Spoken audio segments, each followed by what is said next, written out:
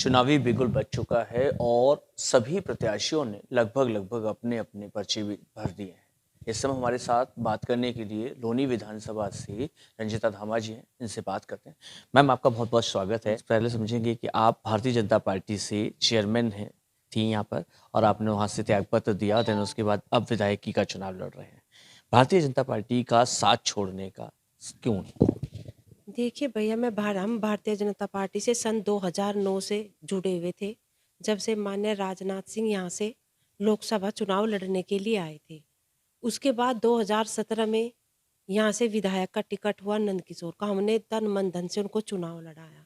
जितने भी मतलब 2009 से लेकर 2022 चल रहा है, अभी तक जिला पंचायत अध्यक्ष पद के लिए भी पिछले वर्ष में चुनाव हुआ, तो हमने सब चुनाव को तन मन धन से भारतीय जनता पार्टी के साथ कंधे से कंधा मिलाकर लड़ाया।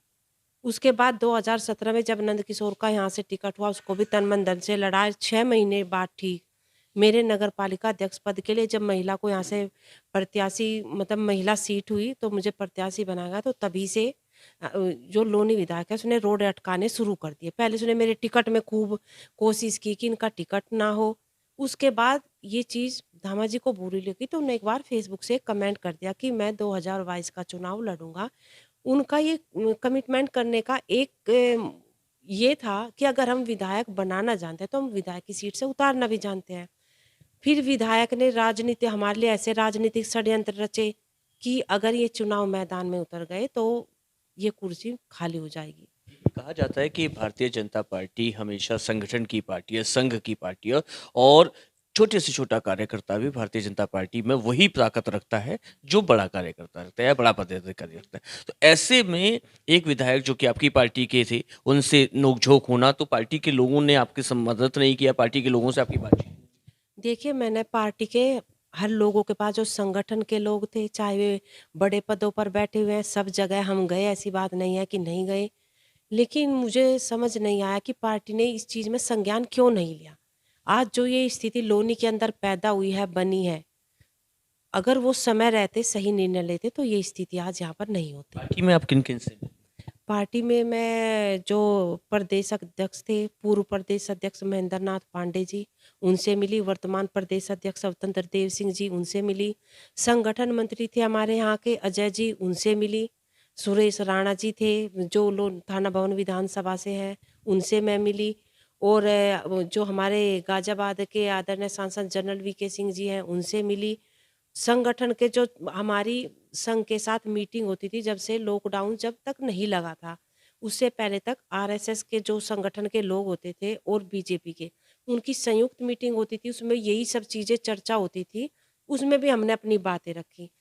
लेकिन किसी ने हमें हमारे हाल पे छोड़ दिया, किसी ने बताइए, आपने ये जो बात कही है तो कहीं न कहीं बहुत बड़ा आरोप सा है, क्योंकि भारतीय जनता पार्टी महिलाओं की सुरक्षा, महिलाओं के सम्मान और महिलाओं को समान अधिकार देने की बात करते हैं, और ऐसे में जब एक उन्हीं की पार्टी की चुनिंदा चेयरमैन को नहीं सुना जा रहा, जबकि कोई भी आपने दरवाज़ा कोई भी ऐसा पदाधिकारी नहीं है, चाहे वो संघ का हो, चाहे वो भारतीय जनता पार्टी का हो, जिसको से आपने बात ना करी हो, तो ऐसा आखिर क्यों?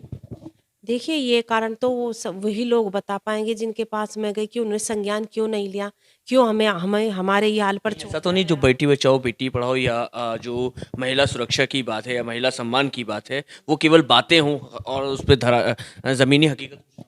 देखिए, जो मेरे साथ हुआ है, उससे तो मुझे यही लगता है कि पार्टी शायद महिलाओं से ज़्यादा पुरुषों को ही तवज्जो दे रही है, क्योंकि वो उसी पार्टी का विधायक है नंद किशोर, उसी पार्टी की चेयरमैन मैं हूँ रंजीता दामा। उसे सब चीज़ों के करने की आज़ादी दे दी गई। और फिर एक सबसे बड़ी जो बात है, मुझे इसलिए खराब लगी कि उनका दोबारा से टिकट कर दिया, क्योंकि जो अपनी सरकार के खिलाफ 100 विधायकों को लेके धरने पर बैठ गया हो, किसान आंदोलन में जाके वो किसान आंदोलन जो उठने वाला था उस दिन, उसे दोबारा से जाकर भड़काकर दोबारा 1 साल तक आगे बढ़वाने का काम किया हो।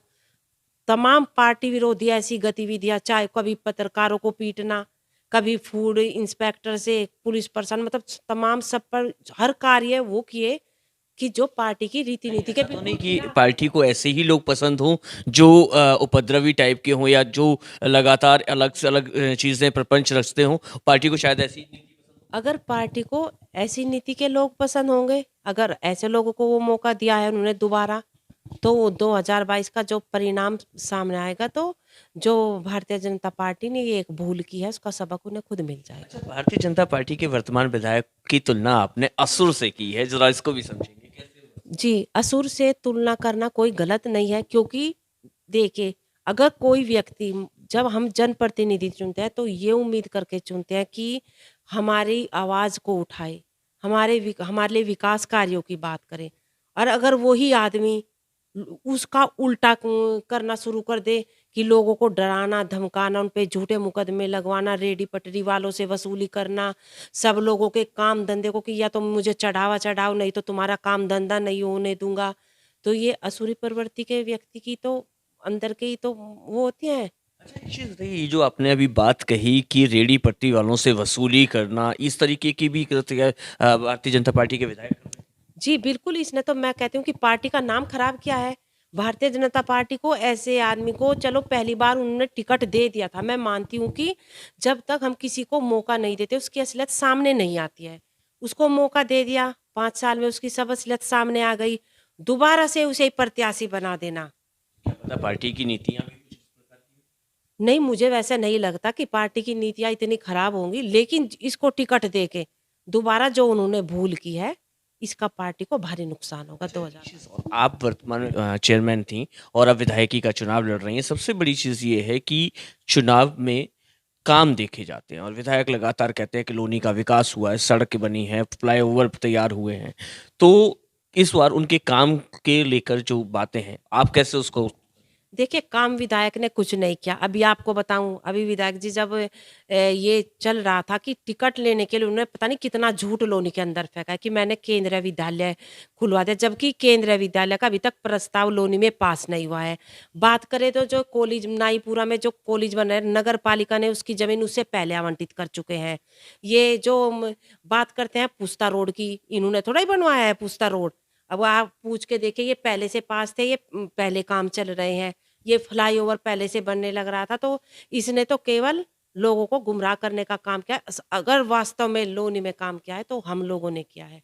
यानी कि नगर पालिका और विधायक के बीच में, यानी कि जो काम को लेकर असमंजस है, यानी विधायक की काम नहीं है, आपका कहना है कि नगर पालिका के काम है या पहले के चलने वाले काम है, उन कामों का फीता ये काट। बिल्कुल, वो फीता काटे, वो तो मेरे नगर पालिका की तरफ से जो मैं भी जो कार्यों का हम वो करते हैं, उससे पहले नारियल टूट जाते हैं गलियों में। वे लोग बेचारे भटकते हैं, मेरे पास आते हैं, जी विधायक जी ने नारियल तोड़ दिया, हमारी गली नहीं बनी। मैंने कहा ये इससे तो लोगों का काम अवरुद्ध हुआ है, क्योंकि वे लोग मेरे पास आते थे, मैं उनसे कहती थी कि भई एक-एक काम के 2-2 टेंडर नहीं होते हैं। अगर विधायक ने तुम्हारा नारियल तोड़ दिया है तो वो बना। लोग 1-1 डेढ़-डेढ़ साल इंतज़ार कर लिया, नारियल टूटने के बाद फिर वे मेरे पास आए कि बहन जी, इनका कोई काम पास नहीं हुआ, ये बेवकूफ़ बना रहे हैं। तब वे काम मैंने नगर पालिका से अभी 100 करोड़ के काम अभी-अभी लगवाए हैं, पिछले 4 महीनों के अंदर-अंदर। एक चीज़ और चलते-चलते आपसे समझेंगे कि इस बार जब आप चुनाव भी मैदान में आ ही चुकी हैं और लोगों के बीच जाएँगी, तो किन मुद्दों पर बात करेंगी? कैसे वोट माँगेंगी और कैसे लोगों से कहेंगी कि वो आपको अपील? देखिए, एक तो मैं, क्योंकि जब जनता के बीच में एक जनप्रतिनिधि जाता है, वोट माँगने के लिए, जब प्रत्याशी वो होता है, वो वोट माँगने वो काम के ऊपर वोट माँगता है।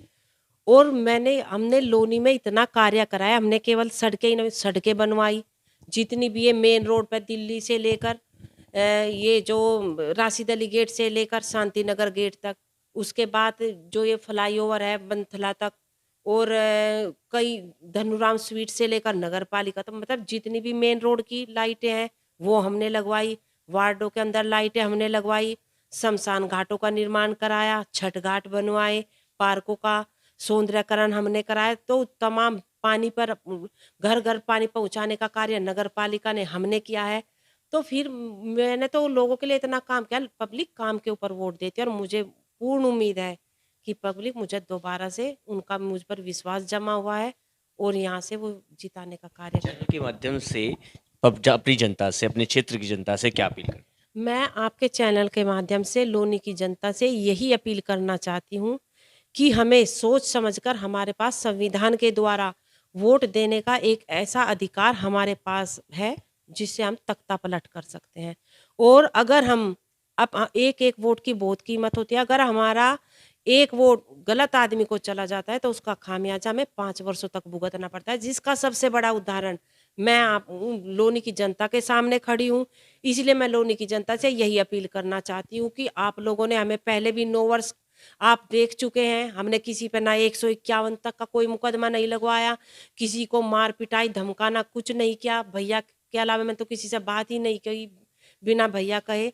तो मुझे पूर्ण उम्मीद है कि वो अपना वोट मुझे देंगे और मैं उनके लिए जो बिल्कुल एक कि हम शांतिपूर्वक अपना जीवन व्यतीत करें, अपना आराम से अपने घर में रहे, ऐसा माहौल सुरक्षित हम लोनी के अंदर उनको दें। ये थी हमारे साथ भारतीय जनता पार्टी से पूर्व चेयरमैन और वर्तमान में निर्दलीय विधायक प्रत्याशी रंजिता धामा जी, जो चाहती हैं कि जनता उन्हें बढ़ चढ़ के वोट करे और लोनी में एक बार फिर शांति अमन कायम हो। तो इस स्टेटमेंट के लिए गौरव यादव, लोनी।